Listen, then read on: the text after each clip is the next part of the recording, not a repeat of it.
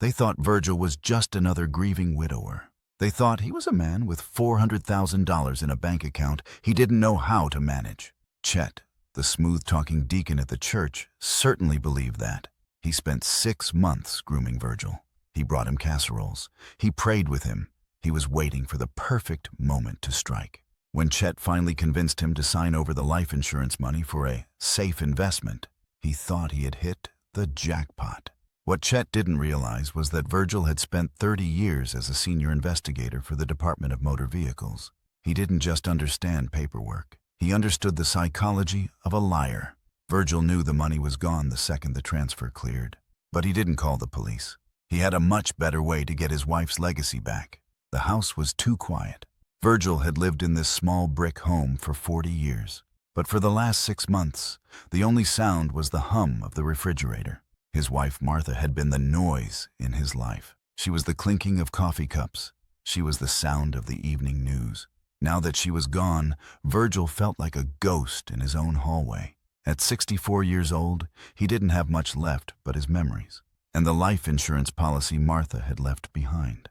That policy was worth $400,000. It was a lot of money for a retired man who spent 30 years looking at forged driver's licenses and fake car titles for the state. Virgil sat at his small kitchen table every morning. He made 1 piece of toast. He drank 1 cup of black coffee. He was a man of habits. His job at the state office had taught him that habits were important. If someone changed their habit, they were usually hiding something. Virgil was good at spotting things that were out of place. He had spent 3 decades noticing when a signature looked too smooth. He noticed when a stamp was just a fraction of an inch off. He was proud of his work. But now that he was retired, he felt like his skills were gathering dust. He did not know then that those dusty skills were about to become his only weapon. That was when Chet appeared. Chet was a young man, maybe 32 years old.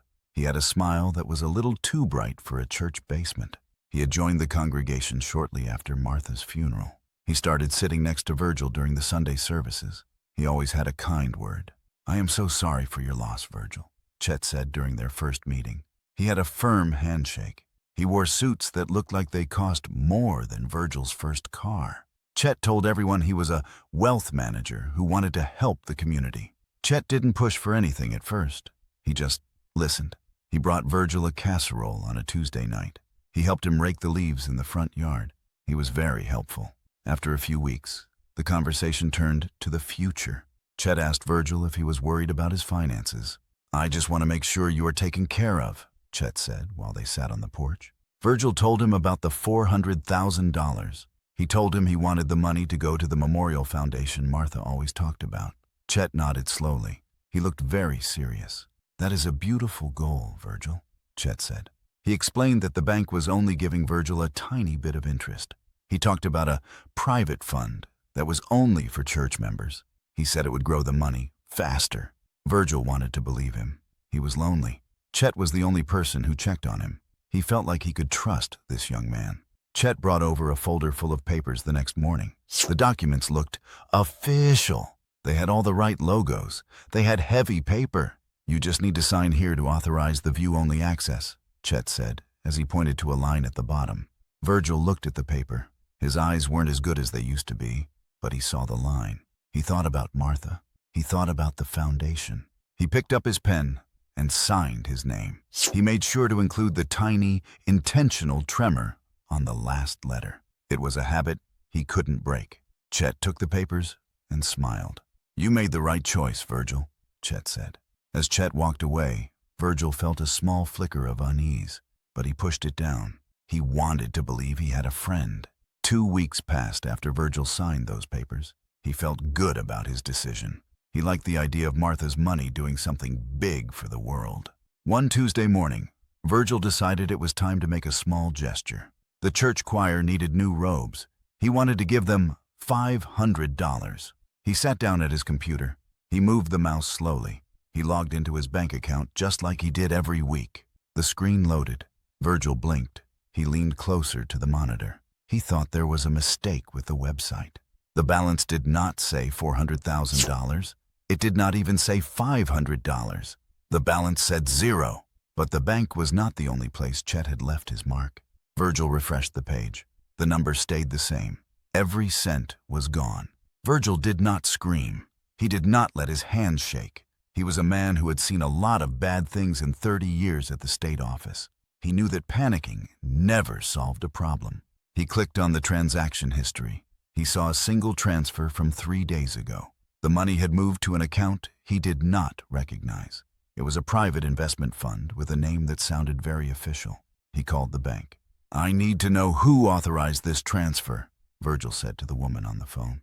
The woman told him that a digital authorization form had been submitted. She said it looked like everything was in order. "We have your signature on file, Mr. Virgil," the woman said. Virgil asked her to send a copy of that digital form to his email right away. When the email arrived, Virgil opened the file. He looked at the signature at the bottom of the page. It looked like his handwriting. It had the same sharp angles. It had the same way he crossed his T's. But then Virgil saw the error. He looked at the very last letter of his name. The line was smooth. It was perfectly straight. Virgil knew his own habits. He knew that for 40 years he had included a tiny tremor at the end of his signature. It was a secret mark he used to make sure no one could ever copy his name. Chet had been very careful. He had studied Virgil's handwriting for months. He had copied the look of the letters, but he did not know about the tremor. He had made the signature too perfect. "You think I am just an old man?" Virgil said to the empty kitchen. He felt a quiet heat in his chest, but it was not fear. It was the focus he used to feel when he was closing a big case at the state office. He knew what Chet had done. The view-only access was a lie. Chet had used that moment to record Virgil's login patterns, and then he forged the final authorization. Virgil stood up and walked to his hallway closet. He reached up to the top shelf and pulled out a thick black binder. It was full of phone numbers. It had names of people he had worked with for 3 decades. He had a lot of friends who knew how to find people who did not want to be found. Chet thought he had taken everything from a lonely widower. He thought he was 100 steps ahead. But Virgil was an investigator. He knew that every thief leaves a trail, and Chet had just left the biggest one of his life. Virgil picked up his phone. He did not call the police yet.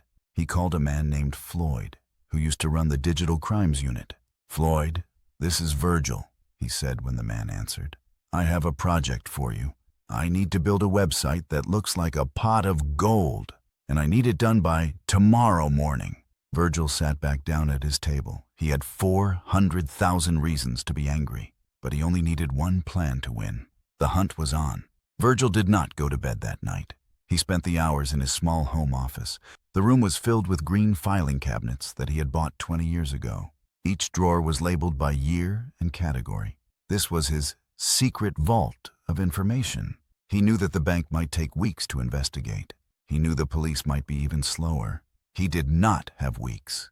He wanted his wife's legacy back now. He pulled out a thick folder from 1994. It contained records of a land dispute he had once investigated for the state.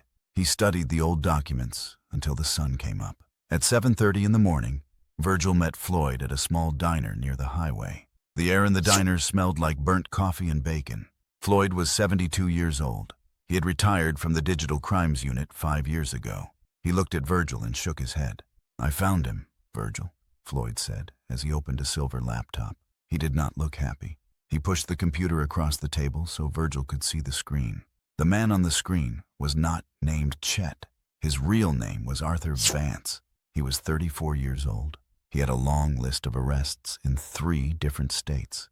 Every arrest was for the same thing, defrauding the elderly. He had used names like Brian and Michael to join churches and steal retirement funds. "He is a professional predator," Floyd said. He told Virgil that Arthur usually moved the money through 3 or 4 different accounts. Then it vanished into an offshore bank. Virgil looked at the criminal record. He felt a cold sense of purpose. He told Floyd about the signature he had found on the bank transfer. He explained how Arthur had missed the intentional tremor at the end of his name. "He thinks he is smarter than me because I am 64, Virgil said. Floyd nodded and took a sip of his coffee. He asked Virgil what the next step was. Virgil pulled the folder from 1994 out of his bag. He showed Floyd a property deed for a large piece of land. It had never been properly claimed by an heir. "This land is worth $2 million, Virgil said. He explained that since he was a former investigator, he knew how to make a new claim look real. He just needed a way to show it to Arthur. Floyd smiled for the first time. He spent the next 2 hours showing Virgil a website he had built. It looked like the official portal for a national title clearinghouse. It had logos that looked like government seals. It had a very high level of security. To see the money, he will have to log in using his own verified banking credentials, Floyd explained. He told Virgil that the website was a digital mirror. Whatever Arthur typed into the login box would be recorded and sent directly to Virgil's phone. I am going to offer him the deal of a lifetime, Virgil said. He knew that a man like Arthur would not be able to turn away from $2 million. His greed would be his downfall. Virgil paid for the coffee and stood up. He felt younger than he had in months. He had the bait, he had the trap, and he had the evidence of Arthur's true identity. Now, he just had to make sure the predator took the hook. Virgil waited 2 days before he called the man he knew as Chet. He wanted the thief to feel safe. He wanted Arthur to think that the $400,000 was already forgotten. He wanted him to think his victim was too confused to fight back. When Virgil finally picked up the phone, he made his voice sound thin and tired. He sounded as if he had spent the last 48 hours crying. Chet, I need to talk to you, Virgil said into the receiver. I found some old papers in Martha's things.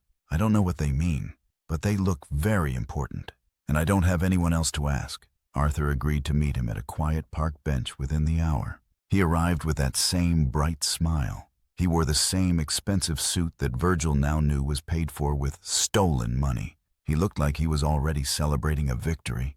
He sat down next to Virgil. He put a hand on his shoulder in a way that was meant to be comforting.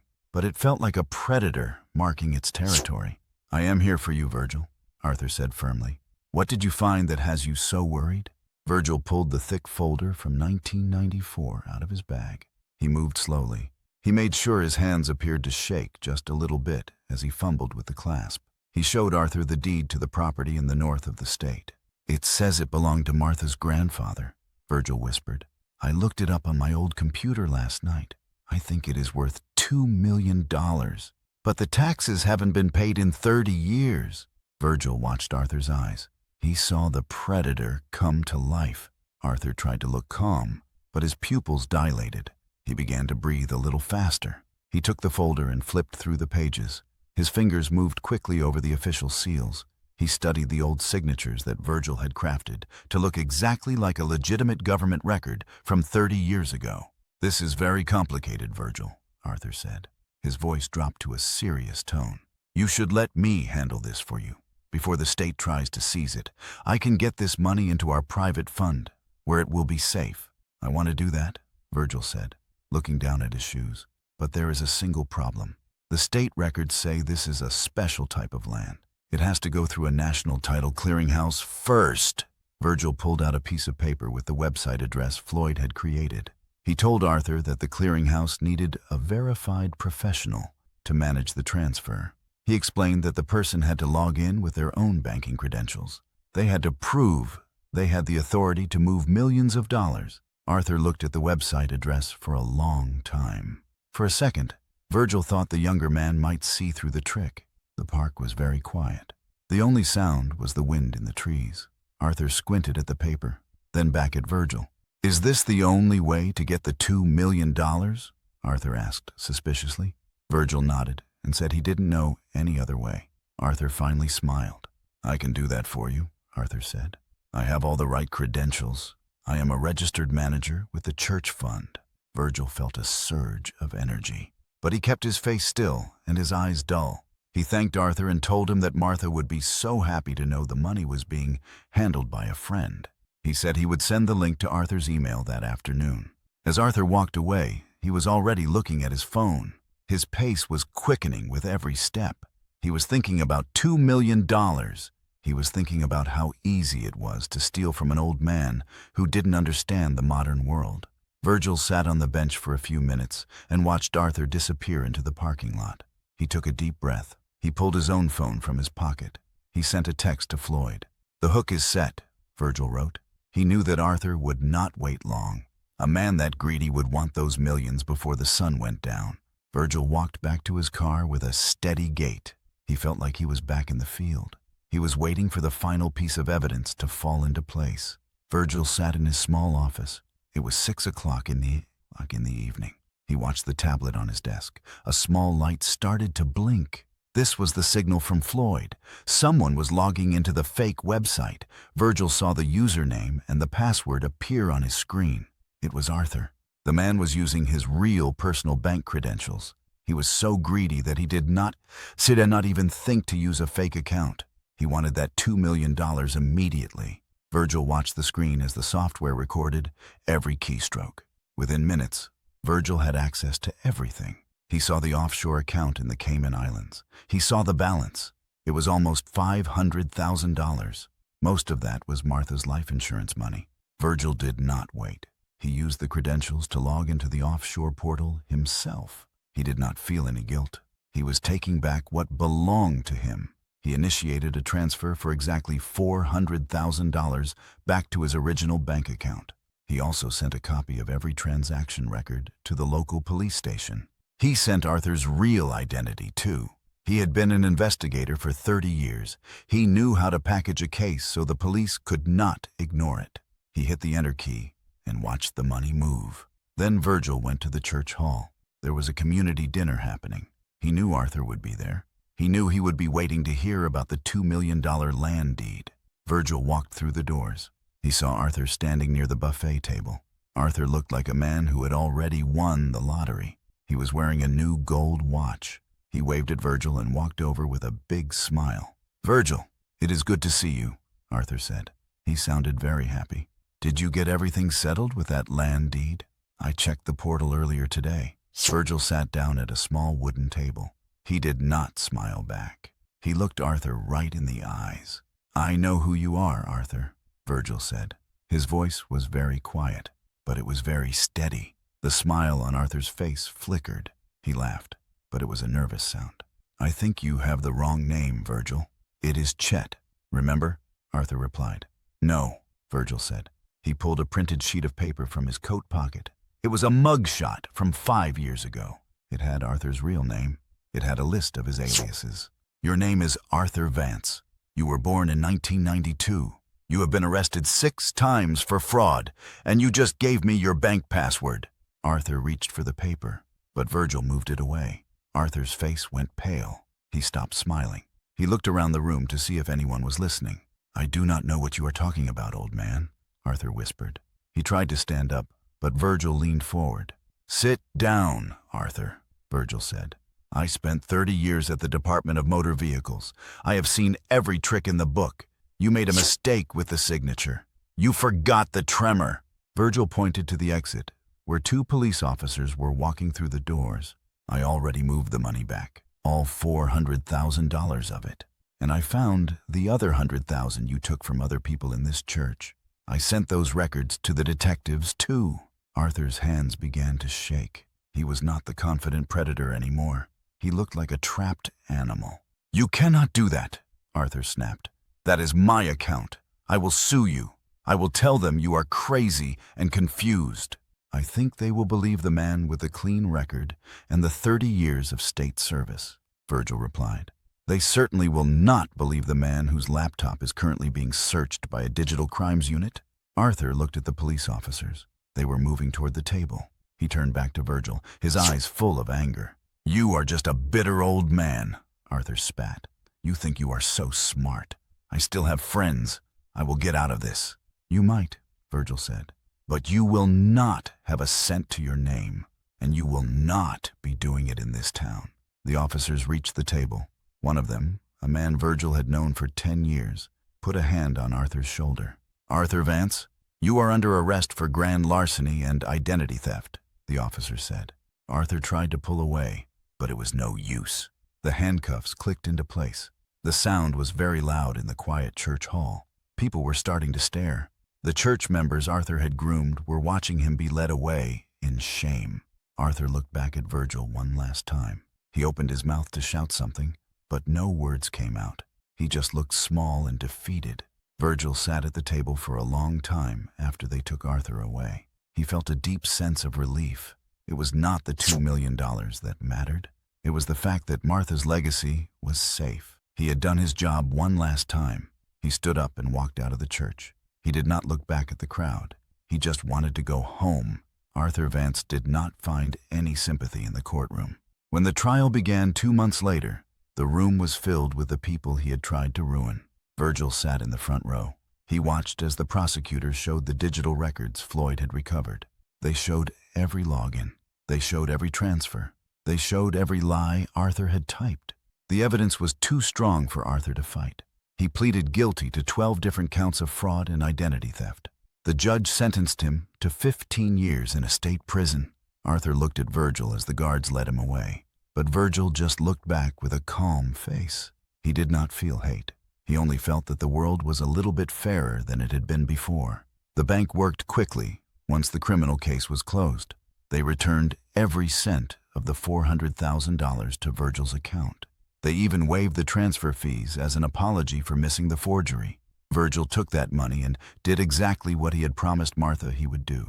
He visited a lawyer named Loretta, who specialized in charitable trusts. Together, they established the Martha Miller Music Foundation.